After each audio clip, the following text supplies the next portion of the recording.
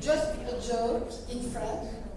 You see a researcher, typical with the white blouse, no microscope, but a handful of papers, and he said, I cannot find my way in this mountain of information.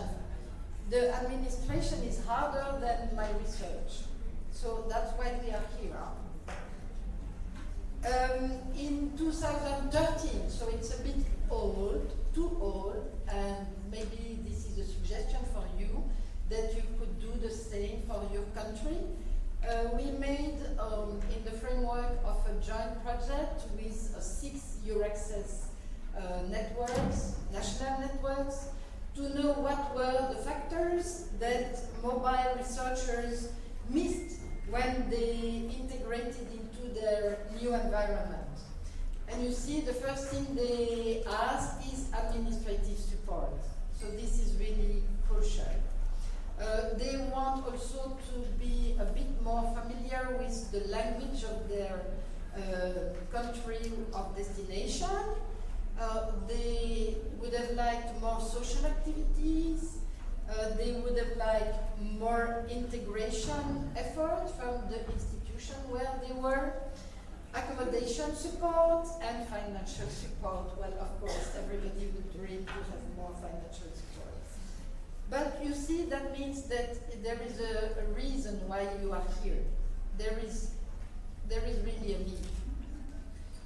You can see that some of them were happy that they were in touch with the Euraccess services. And what they appreciated most were the social activities, following by the fact that they were working in a nice team. So that's not up to you, that's more up to the PI, to their host. But well, it's nice if you can establish good communication with this research team. They like to work in multinational teams, of course. That makes it much easier to ask stupid questions.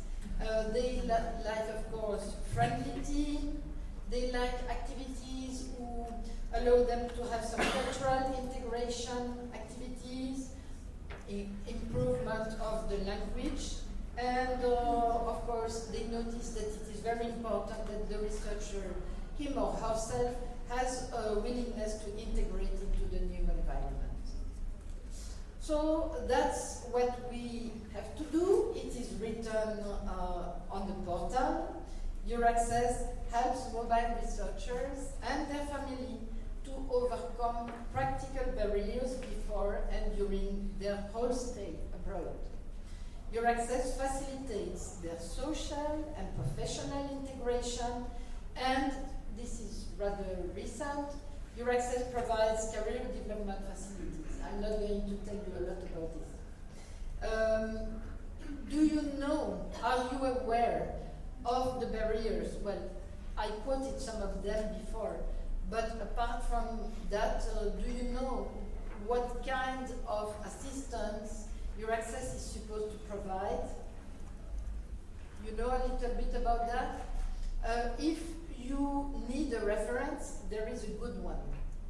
The list that you see here is not complete. The full list you can find is this nice document. It is the declaration of commitment by the members of the Euraccess Service Network, edition 2017, I hope it's the last one. And in this you have the reference to what services the Euraccess network is supposed to provide. It is very easy to find it on the internet. You use a search engine, you put Euraccess declaration of commitment, and it pops up in a PDF format. It is 14 pages, but well, you don't have to know it by heart. It's just for you to have it as a reference, because on some pages you can find the full list. And then don't be afraid, please don't fall out of your chair. You don't have to do the full list of services from the start.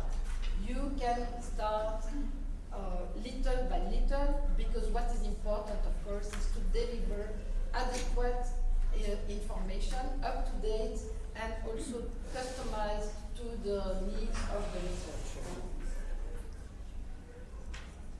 So you see in the declaration of commitment, so this nice document, you will find a description of the structure of the network, so you will learn about the nice acronyms. It's on the page 7.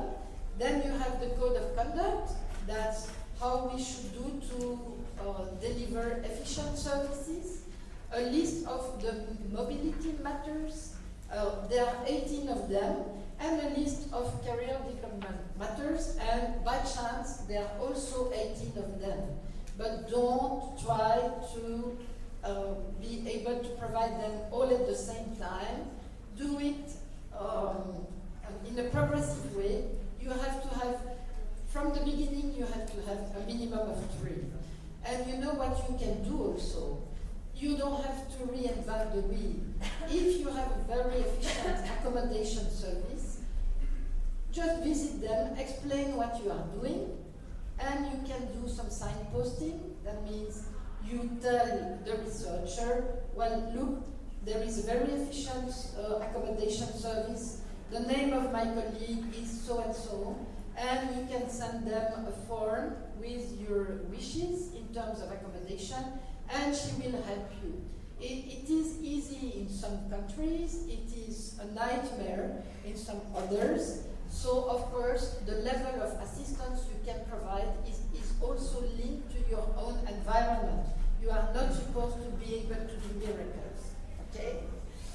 So that is, I think, something you should note, print when you arrive back home, and keep on the side of your desk, because, well, it's always useful as a reference. I finish. Almost. I just wanted to give you a few examples of what we are doing in my university. So we are part of the Euraccess network since 2005, and we help 3 kinds of people: the international researchers and their families. We help the researchers from our university who want to go abroad, postdocs mainly. And we help the academics and the PIs who want to recruit or invite a foreign researcher. We have put together a 7-minute video where the foreign researcher can learn a little bit about what he will face when he will come to Liège. We have also a guide. It's a welcome guide. It's edited in both French and English, and it is updated not as regularly as I would like, but let's say every 2 years, which is a minimum. It should be every year. And it is downloadable from the website. We have a welcome pack. We don't use so much paper anymore, but some of them are very useful. We have some printed version of the code of conduct for the researcher, some tourist information about the city, a map of the campus, safety rules of the university, a lot of information that they can use. Every year we have a welcome event with our rector and our vice rector. During the welcome event, the newcomers get to know the staff of the university, but also their colleagues, and we ask them to give their first impression about the country they are visiting. Every year also we do a tax return form workshop. It is very funny. Well, the tax return form is only in French, Dutch and German. So for the people who don't have the command of these languages, they just don't know what to do. So they come to the office. There is a table where they can sit together, 8 of them, and then together we explain how they can fill the form.